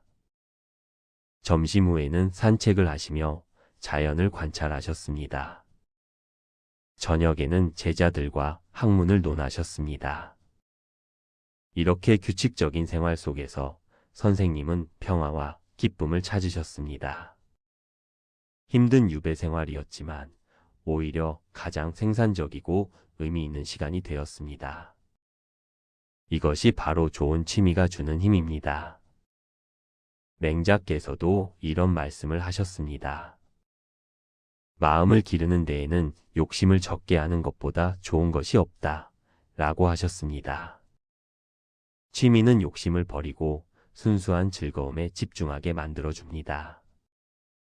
돈을 벌기 위한 것도 아니고 누군가에게 보이기 위한 것도 아닙니다. 오직 나 자신을 위한 순수한 즐거움입니다. 어르신들, 지금 이 순간부터 시작해 보세요. 너무 거창하게 생각하지 마세요. 작은 것 하나만 골라서 매일 조금씩 해보세요. 아침에 일기를 한 줄 쓰는 것도 좋습니다. 창밖 풍경을 스케치하는 것도 좋습니다. 좋아하는 노래를 부르는 것도 좋습니다. 손주들에게 줄 뜨개질을 하는 것도 좋습니다. 사진을 찍는 것도 좋습니다. 정약용 선생님의 마지막 가르침을 전해드립니다. 나이가 들수록 중요한 것은 얼마나 오래 사느냐가 아니라 얼마나 충만하게 사느냐다. 하루하루를 의미 있게 채워가는 사람만이 진정한 행복을 누린다. 라고 하셨습니다. 여러분, 오늘부터 시작하세요. 딱 하나만 정해서 매일 30분이라도 그 일에 몰두해 보세요. 처음엔 서툴고 어색할 수 있습니다. 하지만 한 달이 지나고 석 달이 지나고 1년이 지나면 여러분은 놀라운 변화를 경험하실 겁니다. 마음이 한결 가벼워지고 하루하루가 기대되고 삶의 활력이 생기는 것을 느끼실 겁니다. 이것이 바로 정약용 선생님께서 말씀하신 나이 들수록 빛나는 취미의 힘입니다. 여러분 모두 자신만의 소중한 취미를 찾으시고 행복하고 충만한 노년을 보내시길 진심으로 기원합니다. 나이가 들수록 무엇을 하며 시간을 보내야 할지 막막하게 느껴지신 적 있으신가요? 자녀들은 다 컸고 은퇴 후 홀로 남은 시간이 길게만 느껴질 때가 있습니다.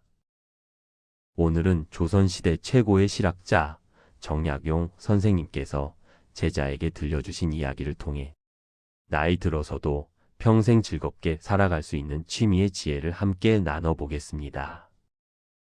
어느 봄날 정약용 선생님의 서재에 한 제자가 찾아왔습니다. 제자가 근심 가득한 얼굴로 물었습니다.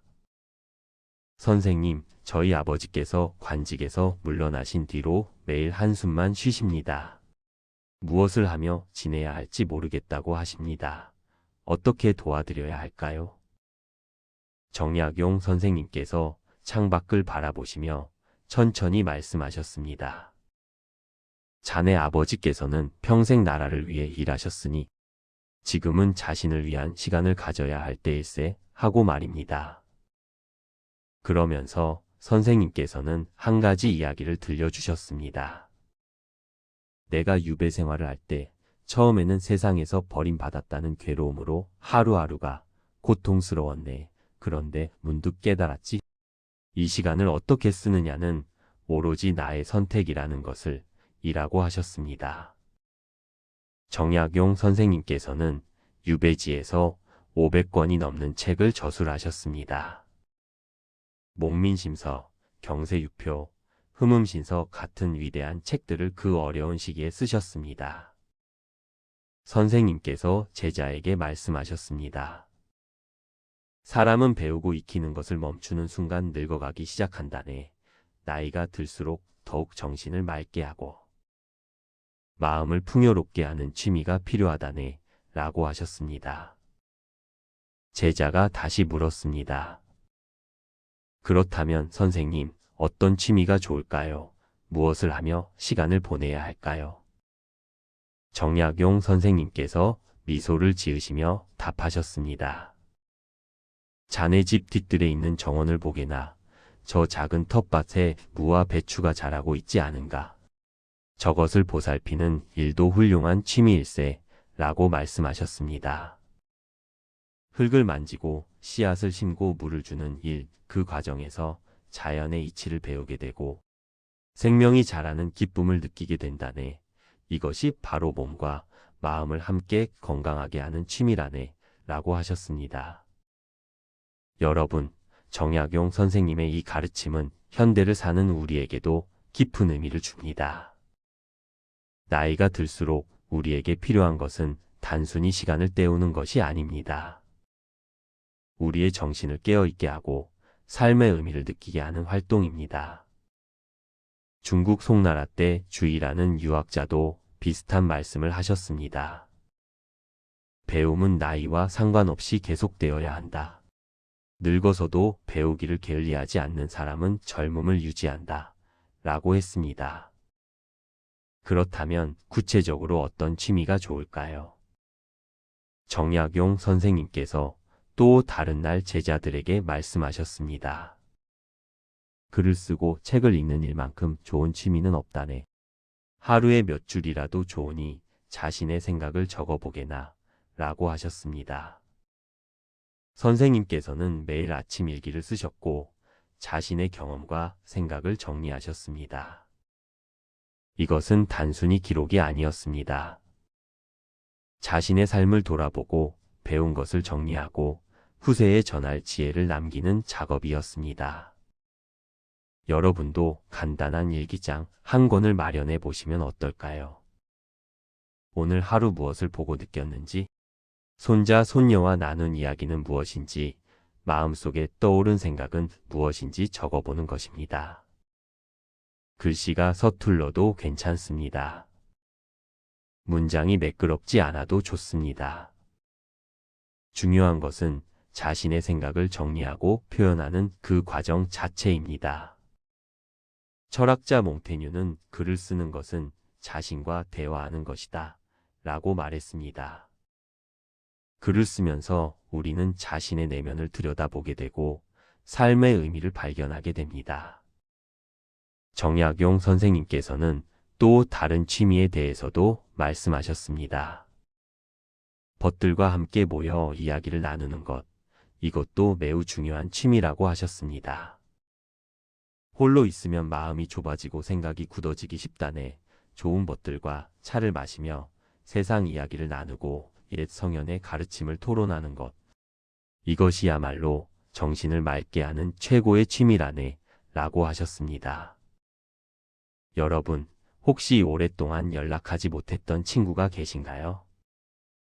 용기를 내어 전화 한 통을 걸어보시는 것은 어떨까요? 함께 공원을 산책하거나 차 한잔 나누며 이야기를 나누는 시간을 가져보시기 바랍니다. 외로움이 사라지고 마음이 한결 가벼워지는 것을 느끼실 겁니다. 선생님께서는 손자들에게도 말씀하셨습니다. 할아버지가 되어서도 배움을 멈추지 않으니 너희들도 평생 배우는 사람이 되거라. 나는 지금도 매일 새로운 것을 배우고 있단다. 라고 하셨습니다. 80이 넘은 나이에도 천문학을 공부하시고 의학서를 읽으시고 농사법을 연구하셨습니다. 이것이 바로 정약용 선생님께서 평생 정신적으로 젊음을 유지하신 비결이었습니다. 그렇다면 또 어떤 취미들이 있을까요? 그림을 그리는 것도 훌륭한 취미입니다. 꼭 잘 그려야 하는 것은 아닙니다. 창밖에 보이는 나무 한 그루, 화분에 핀 꽃 한 송이를 종이에 옮겨보는 것만으로도 충분합니다. 그리는 동안에는 오로지 그 대상에만 집중하게 되니 잡념이 사라지고 마음이 평온해집니다. 악기를 배우는 것도 좋습니다. 나이가 들어서 악기를 배우기는 늦었다고 생각하시나요? 전혀 그렇지 않습니다. 간단한 리코더나 하모니카부터 시작해 보세요. 음악을 연주하는 동안 우리의 뇌는 활발하게 움직이고 마음은 기쁨으로 가득 찹니다. 정약용 선생님께서 제자에게 마지막으로 당부하셨습니다. 무엇보다 중요한 것은 그 취미가 자네에게 기쁨을 주어야 한다는 것일세, 억지로 하는 것이 아니라 즐거워서 하는 것. 시간 가는 줄 모르고 몰두할 수 있는 것, 그것이 진정한 취미라네, 라고 하셨습니다. 여러분께 권해드리고 싶은 것이 있습니다. 오늘 당장 작은 것 하나를 시작해 보시기 바랍니다. 공책 한 권을 사서 오늘의 생각을 적어 보시거나, 화분 하나를 마련해서 꽃씨를 심어 보시거나, 오래된 친구에게 전화를 걸어 보시는 것입니다. 시작이 반이라는 말이 있듯이 첫 걸음만 내디디면 그 다음은 자연스럽게 이어집니다. 논어에는 이런 말이 있습니다. 배우고 때때로 익히면 또한 기쁘지 아니한가? 라고 공자께서 말씀하셨습니다. 배움과 취미는 나이와 상관없이 우리에게 기쁨을 줍니다. 정약용 선생님께서는 70이 넘어서도 매일 아침 일찍 일어나 책상 앞에 앉으셨습니다. 붓을 들고 글을 쓰시고 책을 펼쳐 읽으시며 하루를 시작하셨습니다. 그 모습을 본 제자들은 선생님께 물었습니다. 선생님, 이미 많은 것을 이루셨는데 왜 여전히 그렇게 열심히 공부하십니까? 선생님께서 답하셨습니다. 배움에는 끝이 없고 알아가는 즐거움은 나이가 들수록 더욱 깊어진다네. 내가 공부하는 것은 누군가에게 보여주기 위함이 아니라 나 자신이 행복하기 때문이라네. 라고 하셨습니다. 여러분, 이것이 바로 우리가 배워야 할 가장 중요한 가르침입니다. 취미는 다른 사람을 위한 것이 아닙니다. 오로지 나 자신의 행복과 만족을 위한 것입니다. 남들이 뭐라 하든 늦었다고 생각하든 중요한 것은 내가 즐겁고 행복한가입니다. 정약용 선생님의 목민심서에는 이런 구절이 있습니다. 백성을 다스리는 사람은 먼저 자신을 다스려야 한다. 자신의 마음이 평안해야 다른 사람도 편안하게 할 수 있다. 라고 하셨습니다. 이것은 우리의 삶에도 그대로 적용됩니다. 자신이 먼저 행복해야 가족도 행복하게 할 수 있습니다. 좋은 취미를 가지고 즐겁게 사는 어르신의 모습은 자녀들에게도 큰 가르침이 됩니다. 손자, 손녀들도 할아버지, 할머니께서 활기차게 사시는 모습을 보며 배웁니다. 나이가 들어도 계속 성장하고 배우며 살아갈 수 있다는 것을 보여주는 것입니다. 여러분, 오늘 이 시간 이후에는 이렇게 생각해 보시면 어떨까요? 나에게는 아직 시간이 있고, 배울 것이 많고, 즐길 수 있는 것들이 주변에 가득하다고 말입니다. 정약용 선생님께서 마지막으로 제자에게 하신 말씀이 있습니다. 인생은 죽는 날까지 배우고 성장하는 여정이라네. 나이가 들었다고 멈춰서는 안 되네.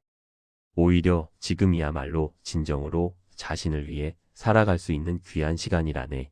라고 하셨습니다. 여러분께서도 오늘부터 자신만의 취미를 찾아보시기를 바랍니다. 작은 것부터 시작하시되 꾸준히 이어가시기 바랍니다.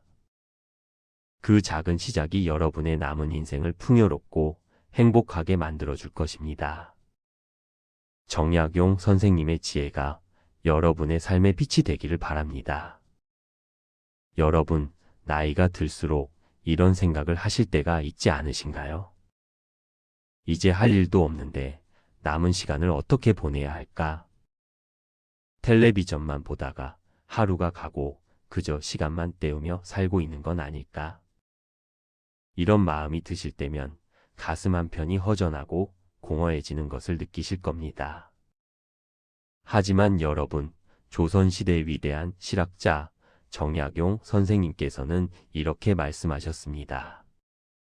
사람은 죽는 날까지 배우고 익혀야 한다. 라고요. 그분은 또한 이렇게도 가르치셨습니다. 늙어서도 배움을 멈추지 않으면 마음은 늘 젊고 생기가 넘친다. 라고 말입니다. 어느 날 정약용 선생님의 제자 한 분이 스승님께 여쭈었습니다. 선생님, 저도 이제 60을 훌쩍 넘겼습니다. 몸도 예전 같지 않고 기력도 떨어집니다. 이제는 그저 조용히 쉬면서 살아야 하는 것 아닐까요? 정약용 선생님께서는 제자를 따뜻하게 바라보시며 천천히 말씀하셨습니다. 그대는 지금 쉬는 것과 멈추는 것을 혼동하고 있구나.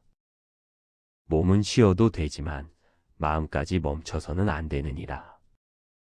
제자가 고개를 갸우뚱하며 다시 물었습니다. 마음을 멈추지 말라니요? 그게 무슨 뜻인지 잘 모르겠습니다. 선생님께서 창밖의 정원을 가리키시며 이렇게 말씀하셨습니다. 저 정원의 나무들을 보아라. 나무는 늙어도 새싹을 틀 힘을 잃지 않느니라. 봄이 오면 다시 푸르게 잎을 피우고 여름이면 그늘을 만들어주지 않느냐. 사람의 마음도 이와 같아야 한다. 여러분, 이 가르침이 바로 오늘 우리가 함께 나눌 이야기의 핵심입니다. 오키스트레이티드 다이얼로그 스트럭처 투 익스플로 쟁 X-YONGS 하비즈 미닝펄리 좋은 시작입니다. 이제 정약용의 실제 경험과 취미 활동의 구체적인 의미로 들어가야 합니다. 문답 형식을 계속 활용하면서 자연스럽게 전개하겠습니다. 나이가 들어서도 마음의 새싹을 틔우는 것, 그것이 바로 의미 있는 취미 생활입니다. 정약용 선생님께서는 실제로 이 가르침을 몸소 실천하신 분입니다. 선생님께서는 40이 넘은 나이에 전라도 강진으로 유배를 가셨습니다. 무려 18년이라는 긴 세월을 낯선 땅에서 보내셔야 했죠. 하지만 선생님께서는 그 고된 시간 속에서도 배움을 멈추지 않으셨습니다. 아침 해가 뜨면 책을 펼치시고 밤이 깊도록 글을 쓰셨습니다. 의학책을 읽으시고 백성들의 병을 치료하는 방법을 연구하셨으며 농사에 관한 책을 쓰시며 백성들의 삶을 개선할 방법을 고민하셨습니다. 제자가 다시 여쭈었습니다. 선생님, 그런데 저 같은 평범한 사람은 선생님처럼 큰 학문을 할 수도 없고 책을 쓸 재주도 없습니다. 그럼 저는 어떻게 해야 할까요? 정약용 선생님께서 미소를 지으시며 대답하셨습니다. 배움이 꼭 책 속에만 있는 것이 아니니라. 꽃을 가꾸는 것도 배움이요. 글씨를 쓰는 것도 배움이며 악기를 다루는 것도 배움이니라. 중요한 것은 그 일에 마음을 담고 정성을 기울이는 것이니라. 여러분, 이 말씀이 얼마나 깊은 의미를 담고 있는지 아시겠습니까? 취미란 단순히 시간을 때우는 활동이 아닙니다. 그것은 우리 마음의 생기를 불어넣고 삶의 의미를 더해주는 소중한 친구입니다. 텃밭에 상추를 심고 매일 물을 주며 자라는 모습을 지켜보는 것. 이것이 바로 생명의 신비를 배우는 과정입니다. 붓을 들고 천천히 글씨를 쓰며 마음을 가라앉히는 것. 이것이 바로 내면의 평화를 찾는 수행입니다. 손자, 손녀에게 옛날 이야기를 들려주며 함께 웃는 것. 이것이 바로 지혜를 나누고 사랑을 전하는 귀한 시간입니다. 정약용 선생님께서는 이렇게 가르치셨습니다. 작은 일이라도 정성을 다하면 큰 기쁨이 되고 하찮은 배움이라도 꾸준히 하면 큰 지혜가 된다. 라고 말입니다. 선생님께서 강진에서 지내실 때의 일화가 있습니다. 어느 날 한 노인이 선생님을 찾아와 한탄하며 말했습니다. 선생님, 저는 이제 70이 넘었습니다. 배우기엔 너무 늙었고 새로운 것을 시작하기엔 시간이 없습니다. 정약용 선생님께서 그 노인의 손을 잡으시며 이렇게 말씀하셨습니다. 그대가 오늘 씨앗을 심으면 내일은 싹이 트고 모레는 잎이 자라나느니라. 비록 열매를 보지 못한다 해도 그 자라나는 과정 자체가 기쁨이 아니겠는가. 여러분, 이 말씀 속에 얼마나 큰 위로가 담겨 있습니까? 우리는 종종 결과만을 생각합니다. 이걸 배워서 뭐하나, 이제 와서 시작해서 무슨 소용이 있나, 라고 생각하죠. 하지만 진정한 기쁨은 결과가 아니라 과정 속에 있습니다. 오늘 새로운 것을 하나 배우는 그 순간의 설렘. 어제보다 조금 나아진 자신을 발견하는 그 기쁨. 무언가에 몰두하며 시간 가는 줄 모르는 그 충만함. 바로 이것이 취미가 우리에게 주는 가장 큰 선물입니다. 노자는 천리 길도 한 걸음부터 시작된다. 라고 했습니다. 여러분이 오늘 시작하는 그 한 걸음이 내일의 기쁨으로 이어지는 것입니다. 그렇다면 구체적으로 어떤 취미가 좋을까요? 정약용 선생님의 가르침을 따라 몇 가지를 살펴보겠습니다. 첫째, 손으로 무언가를 만드는 활동입니다. 글씨 쓰기, 그림 그리기, 뜨개질, 목공예 등이 있겠죠. 손을 움직이면 머리도 함께 움직입니다. 손끝의 감각이 뇌를 자극하고 집중력을 높여줍니다. 정약용 선생님께서도 평생 붓을 놓지 않으시며 500여 권의 책을 저술하셨습니다. 둘째, 자연과 함께하는 활동입니다. 텃밭 가꾸기, 산책하기, 꽃 기르기 등이 여기에 속합니다. 흙을 만지고 식물을 돌보며 우리는 자연의 리듬을 배웁니다. 씨앗이 싹 트고 꽃이 피는 과정을 보며 우리 삶도 그러하다는 것을 깨닫게 됩니다. 셋째, 배움과 탐구의 활동입니다.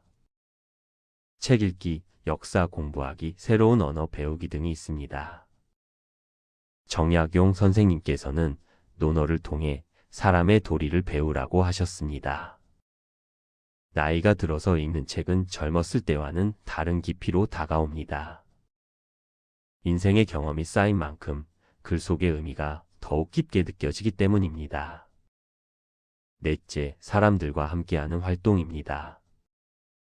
노래 교실, 댄스 교실, 봉사활동 등이 여기에 해당됩니다. 사람은 혼자 살 수 없습니다. 함께 웃고 함께 배우며 우리는 외로움을 떨쳐내고 활력을 얻습니다. 하지만 여러분, 가장 중요한 것은 무엇을 하느냐가 아니라 어떤 마음으로 하느냐입니다. 정약용 선생님께서 강조하신 것도 바로 이 마음가짐이었습니다. 억지로 하는 것은 오래가지 못합니다. 남들이 좋다고 해서, 유행이라고 해서 시작한 취미는 금방 실증이 납니다. 진정으로 내 마음이 끌리는 것, 하고 나면 마음이 편안해지는 것을 선택하세요. 처음엔 서툴러도 괜찮습니다. 잘하려고 애쓰지 마시고 즐기려고 노력하세요. 매일 조금씩 천천히 꾸준히 하다 보면 어느새 실력도 늘고 재미도 배가 됩니다. 정약용 선생님께서는 제자에게 이렇게 말씀하셨습니다. 하루에 한 글자씩 배우면 1년이면 365글자를 배우느니라. 10년이면 3650글자가 되느니라. 작은 것이 모여 큰 것이 되는 법이니라. 여러분, 오늘 여러분이 시작하는 그 작은 발걸음이 내일의 큰 기쁨이 됩니다. 나이는 숫자에 불과합니다. 60이든 70이든 80이든 배우고 익히며 성장하는 데에는 나이가 없습니다.